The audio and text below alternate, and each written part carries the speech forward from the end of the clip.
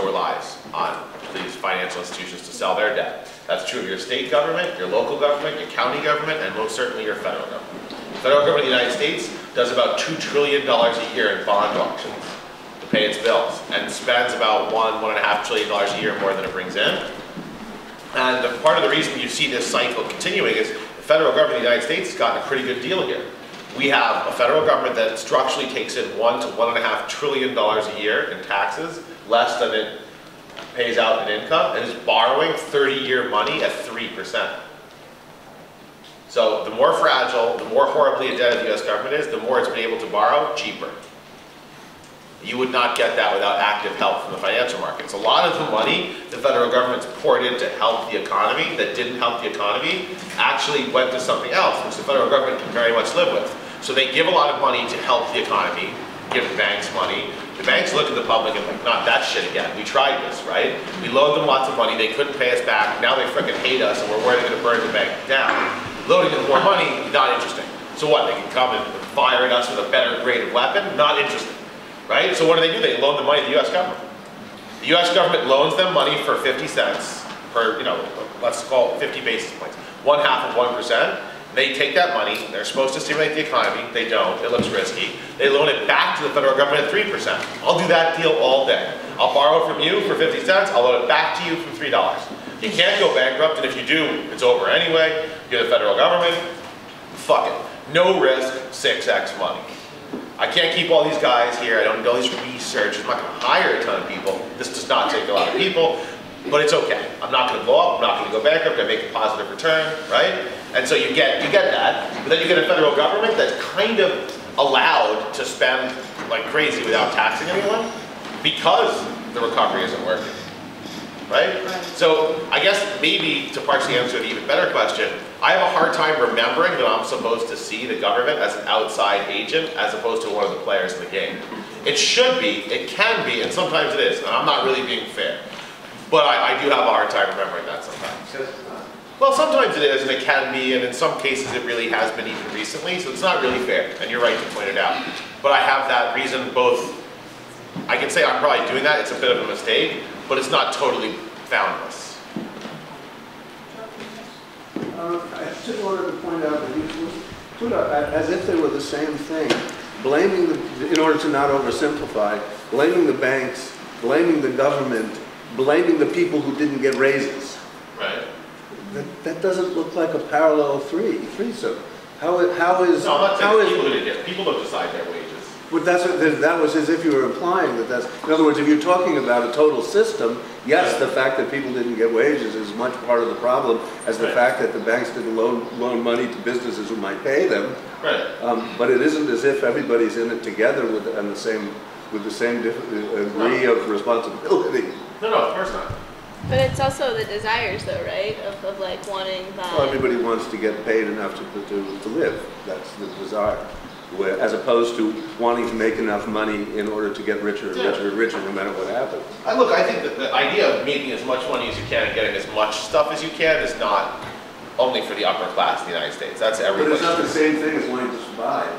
No, but I don't think Americans are conditioned to want to survive. We need a much worse recession. They have to anyway. Yeah, they have to anyway. That's the situation. People need to survive. Sure. So they want to get enough wages to pay their debts. That's a different issue than the fact that there's a culture in which everybody wants to get richer and richer. Sure, absolutely, totally different, right? Like need versus want, right? I understand there's a difference between need and want.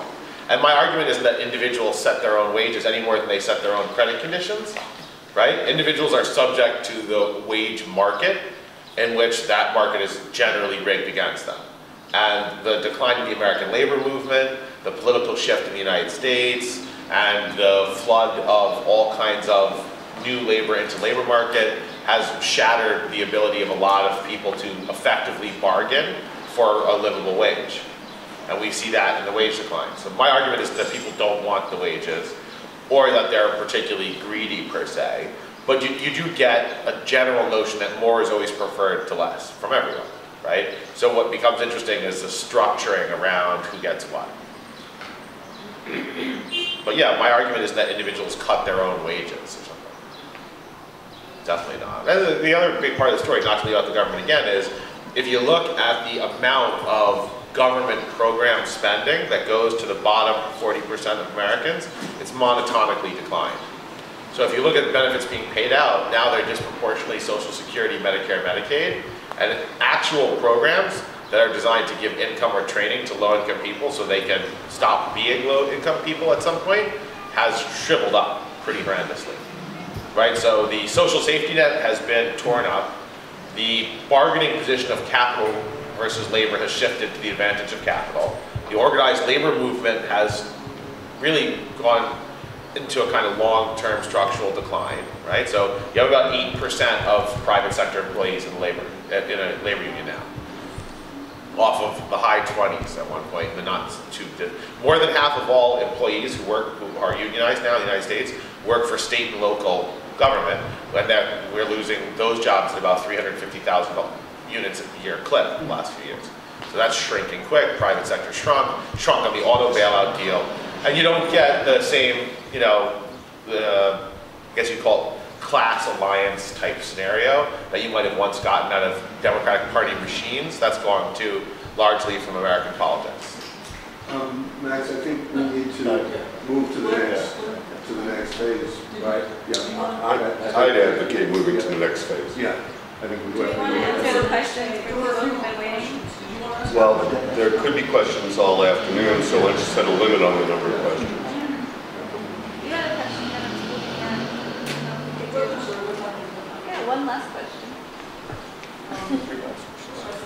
Would you recommend people taking their money out of the bank, since it looks like it is going to crash anyway and it's not going to get better? Yeah, I don't think that your personal money is at risk in the banks. If you have more than $250,000 in a single account, you are at risk at breaching the 250. If you want to be really safe, you would want more than $100,000 per account per institution. Those are fully insured, FDIC, Federal Deposit Insurance Corporation. So the first $100,000 is fully insured. There's the political argument some people make about why it's a political intervention they want to do to move their money out of a big bank to a smaller bank or a credit union. That might make some sense. As a general rule, having been a consultant and worked around a bunch of credit unions and smaller banks, their politics are anything to the right of the bigger banks. They're just smaller. So it's a guy who dreams of being the bigger banker without any of the social progressive things, who's even more conservative. I went out because I thought they would be more conservative, more progressive, and gave a few talks, and you quickly learn, like, whoa, nope. Like, this is when you're out there giving some talk to some group of people and you mention something, and they're like, all of a sudden you get some guy who's a senior person in there who walks up and tells you that, oh, you were in Kenya for work, yes. Did you see where President Obama was born? And you're like, ah, and then you're like, holy shit, it wasn't joking. Like, I'm never coming back here again. I thought we were friends and this is hilarious, but it's not, because you actually aren't kidding. So like, you should know, but I don't think that cataclysmic withdrawal of money from the bank makes sense. If you're unnerved by having your money in the bank for a bunch of reasons, it would become a personal decision. But if you have less than $100,000 per account in a FDIC insured bank, you should be taking a fairly limited risk. Now the other thing I'll tell you, and then I'll leave because we leave the rest of the conversation because I don't want to jam it up, is look, if the federal government goes bankrupt, you're not going to be worried about your portfolio. Right? We used to tell this to clients, I used to tell this to clients, I think it's the right message. Like, what if I buy Treasury security, US government debt, and they default? And I tell them, look, if the US government defaults, you're not going to be calling me, and I'm not going to be at this desk. Right? There's going to be shit burning and people swinging from lampposts. And the last thing on your mind is going to be, you're not going to be calling me, and if you do, knock yourself out, I will definitely not be here. They don't pay me that kind of money. Right?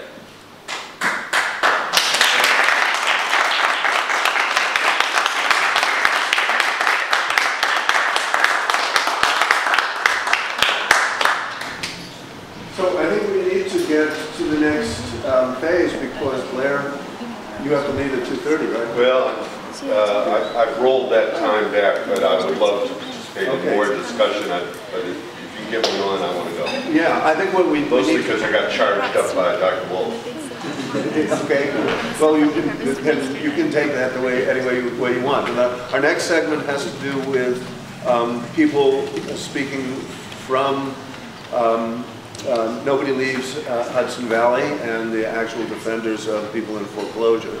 So if we want to grab quick stuff from the top left and then just get going, 5 minutes, yeah.